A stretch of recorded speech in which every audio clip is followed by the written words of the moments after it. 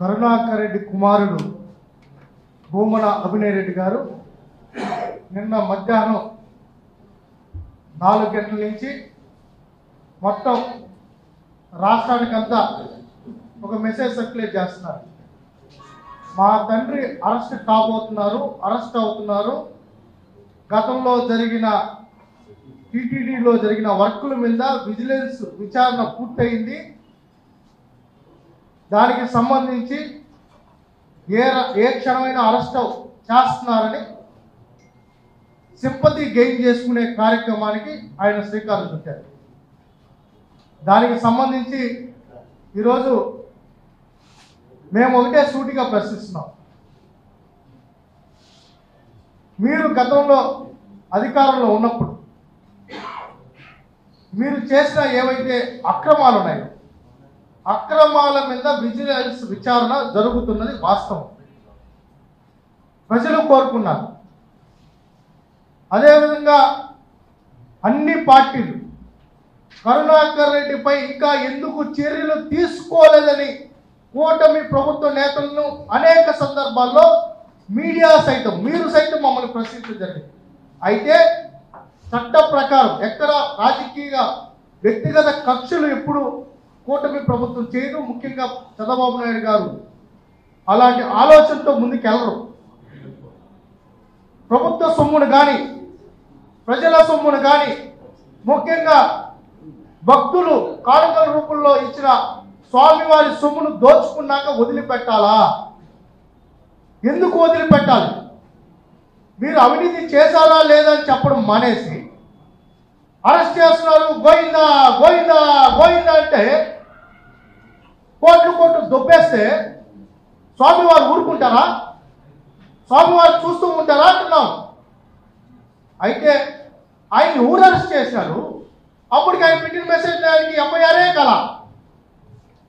ఎఫ్ఐఆరే కాకుండానే ఏ క్షణమైనా అరెస్ట్ చేయొచ్చు అని చెప్పి పోస్టర్లు కూడా రెడీ చేసేస్తున్నారంట ప్రతి ఇంటికి వచ్చేదానికి.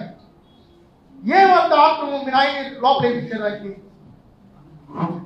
67,000 ఓట్లతో ఓడిపోయినారు. ఎట్టైనా సింపతి గెయిన్ చేసుకోవాలి.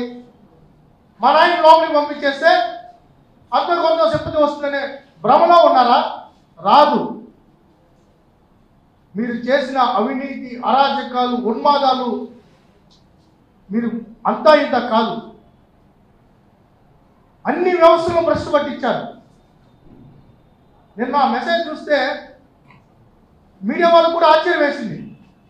ఏంద్ర ఎక్కడ ఎఫ్ఐఆర్ కాలేదు, ఎక్కడ రిపోర్ట్లు లేవు, ఏమీ లేదు, అప్పుడే అరెస్ట్ అంటున్నారు. ఏంది ఇదంతా? నిజంగానే అరెస్ట్ చేస్తారా? ఎఫ్ఐఆర్ అయిందా ఎదుర్కొంటారు.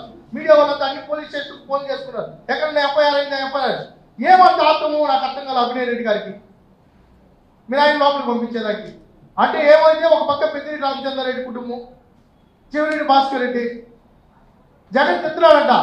మీరు ఇంకా ఎందుకో అరెస్ట్ కాలేదు అని.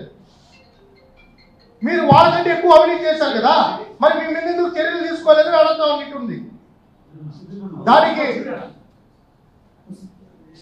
వెంటనే ఆయన పేరు మీదే ఎవరైనా అభిమానులు పెట్టారంటే అర్థం ఉంది. కానీ మా తండ్రిని అరెస్ట్ చేస్తారని చెప్పి కొడుకే పెట్టుకున్నారు. మేము ఒకటే చెప్తున్నాం, మీరు తప్పు చేశారా లేదా? శనేశ్వర స్వామి విగ్రహాన్ని విష్ణుమూర్తి విగ్రహం అనేది వాస్తవా కాదా? కొండ మీద నెయ్యిని కల్తీ చేసింది వాస్తవా కాదా? 600 కోట్ల వర్కులు టెండర్లు కార్పొరేట్ చేసి మీ వాళ్ళకి 10% తీసుకొని టెండర్లు కట్టబెట్టింది వాస్తవా కాదా? అదేవిధంగా స్మార్ట్ సిటీ నిధులు దుర్వినియోగం చేసింది వాస్తవా కాదా? టీడీఆర్ ఫండ్లో రోడ్డు మీద ఉన్న బిట్లు పక్క నాన్ కమర్షియల్ గా ఎక్కడో లోపల ఉన్న బిట్లని కమర్షియలైజ్ చేసి కోర్టు తట్టుకునేది వాస్తవా కాదా? నాశనకు రోడ్లు వేసింది వాస్తవా కాదా? వాటికి మీరు సమాధానం చెప్తే బాగుంటుంది. కానీ పదే అసత్య ఆరోపణలు చేయాలంటే మటుకు మేము చూస్తూ ఊరుకో. కరుణాకర్ రెడ్డి గారు వాళ్ళ కుమారుడు పందా ఎలా ఉందంటే ఈ 13 నెలల్లో మసిగుడ్డు తీసేసి మొహానేసేస్తాం మీరు తుడుచుకోవాలని అన్నింటుంది ఆయన ఆరోపణలంతా. ఎవరు మేమేం తుడుచుకునేదానికి సిద్ధం కదా, ఇసిరి మేము కొట్టడానికి సిద్ధంగా ఉన్నాం. గత ప్రభుత్వం కాదు ఇది. లాగా మీ పింక్ డైమండ్లు చెప్పినా, నేల మాళికల పేరు చెప్పినా, బాబాయ్ హంటికే చెప్పినా, గులకరాయి గురించి చెప్పినా, కోడికత్తి చెప్పినా ఆ రోజు నిజమో కాదో ఆలోచించుకునే పరిస్థితి. ఈ రోజు మీ గత ప్రభుత్వం మొత్తం మేము మీ విధానాలన్నీ ప్రజలు గమనించేశారు.